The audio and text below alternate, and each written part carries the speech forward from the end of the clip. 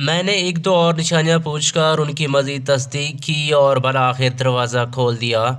وہ میرے کچھ پوچھنے سے پہلے ہی بولے، انار خاں، ہمیں اس وقت شیخ مجیب الرحمان کو ان کے سیل سے نکال کر بہر کسی محفوظ مقام پر پہنچانا ہے۔ آج رات کسی وقت بھی جیل کے قیدیوں کی جانب سے یہ منصوبہ بندی کی گئی ہے کہ شیخ مجیب الرحمان کو ان کے سیل میں قتل کر دیا جائے۔ ویڈیو شروع کرنے سے پہلے آپ سے گزارش ہے کہ اگر آپ ہمارے چینل پر نیو ہیں تو کائنڈلی ہمارے چینل کو ضرور سبسکرائب کر لیجئے گا۔ اس منصوبے میں جیل کے عملے کے کئی ایک چھوٹے ملازمین بھی شامل ہو گئے۔ شیخ مجیب الرحمان کے سیل تک پہنچنے کے لیے سیڑھیاں بھی فراہم کی گئی ہیں۔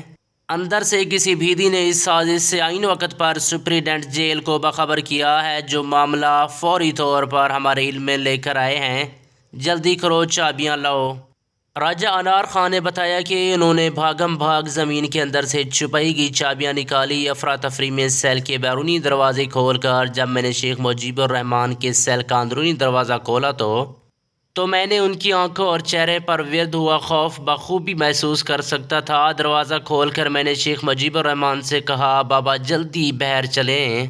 اس پر شیخ مجیب الرحمان بولے کہ کیا مجھے پھانسی دینے کے لیے لے کر جا رہے ہیں؟ عام طور پر جیل کے اندر سزائے موت کے منتظر قیدیوں کو پھانسی گھاٹ تک لے جانے کا یہی وقت ہوتا ہے۔ یقیناً اس پس منظر میں شیخ مجیب الرحمان کے ذہن میں ایسی بات آئی ہو۔ راجہ انار خان نے بتایا کہ وہ اس موقع پر تیزی سے بولے کہ نہیں بابا، ایسی کوئی بات نہیں ہے، آپ کی جان کو یہاں خطرہ ہے، ہم آپ کو بہر کسی محفوظ مقام پر لے کر جا رہے ہیں۔ میری بات سن کر وہ ہمارے ساتھ جانے کے لیے تیار ہو گئے۔ چند منٹ کے اندر ہی ہمیں خواجہ طفیل کے ہمراہ لائی ہوئی جیپ میں انہیں بحفاظت جیل سے باہر نکال کر لے گئے۔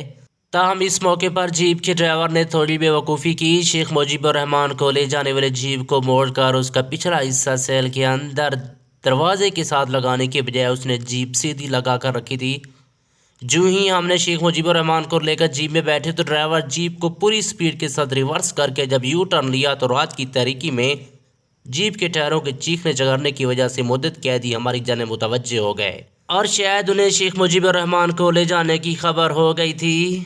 راجہ انار خان کے بقول شیخ مجیب الرحمان کو میاں والی جیل میں قتل کرنے کے لیے تیار کی گئی تھی۔ سازش میں شامل متعدد قیدیوں کا تعلق میاں والی سے تھا۔